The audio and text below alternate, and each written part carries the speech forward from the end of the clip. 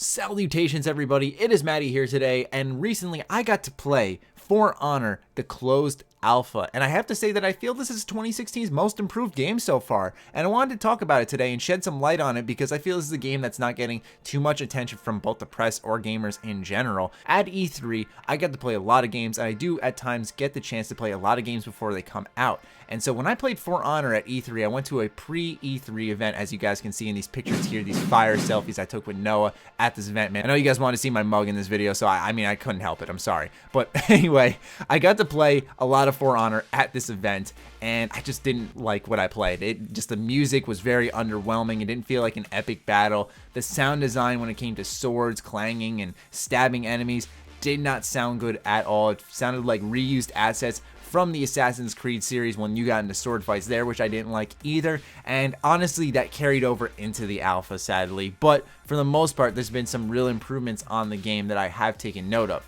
Now at E3, I played 2 full levels of the campaign that's going to be coming with For Honor, and like I said, it had its own issues, but one thing that obviously stuck out to everyone was its combat system. And now I played the single player version against AI, and I could see that getting really boring, but what's awesome is that For Honor also has a multiplayer, which is actually really good. And I don't know if any of you guys have ever played Lord of the Rings Conquest. This is kind of like the spin-off of a Star Wars Battlefront, for example, but it's in the Lord of the Rings universe. And this game was kick-ass, man, by the way. If you haven't played Lord of the Rings Conquest and you own a PS3, you own an Xbox 360, go do it. Go do it. This game is, if you like Star Wars Battlefront, you're gonna love this game because it's so good. I just gotta praise this game for a second and just bless you, Pandemic Games. I wish you were still in the industry, man, because you guys made some amazing, underrated gems, and this is one of them. But still, this game, For Honor, actually reminds me of a much better version of Lord of the Rings Conquest in this weird way. You're charging around the battlefield, there's tons of AI fighting each other on the field, and obviously once you get into these matches with these players,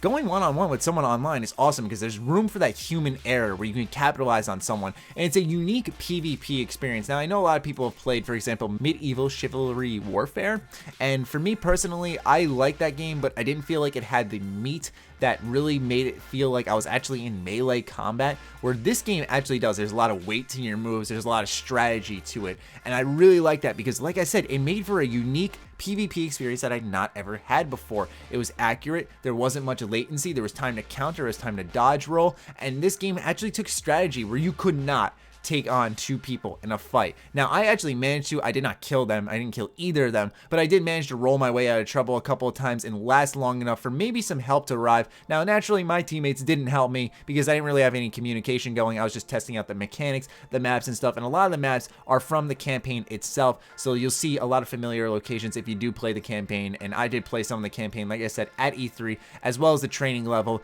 in the alpha itself, so I did notice that a lot of the maps do come straight from the campaign, which makes entire sense.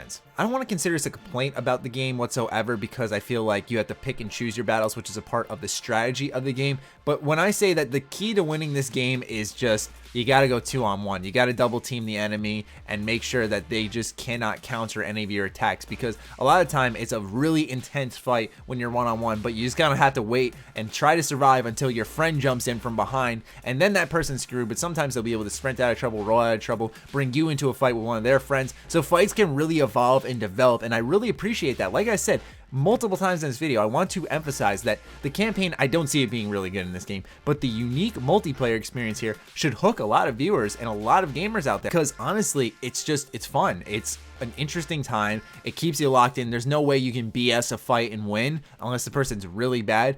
But also, it gave purpose to my PSN that I created when I was 11 years old. Ladies and gentlemen, I've been known as Genocidal Warrior on PSN for so long, and it has not worked at all. It's always embarrassing to tell people to add me on PSN when I meet a friend or something, because they're like, what the hell does that mean? What do you like, kill people or stuff? I'm like, no, man, I just thought it sounded cool when I was a kid, and now it actually fits where I am the Genocidal Warrior of this battlefield. And so it's a really empowering role-playing experience that I find quite immersive that I highly recommend. I'm just kidding, but seriously, guys, this is actually a pretty interesting game that I think you guys should keep your eyes on. As you should know, I will be reviewing this title along with all the other Ubisoft games. I'm very tight with them. They are awesome. They always hook me up. So do be sure to keep an eye out for my review and future coverage for this game. If you're interested in For Honor and you have any questions, ask in the comments down below. I'll be sure to get back to you guys. Let me know what you're thinking. Follow me on Twitter, like me on Facebook. The links are, as always, in the description down below. Check out TriggerBomb.com, the place by Bethesda fans for Bethesda fans. Other than that, stay sexy, stay active. I love you all. Peace.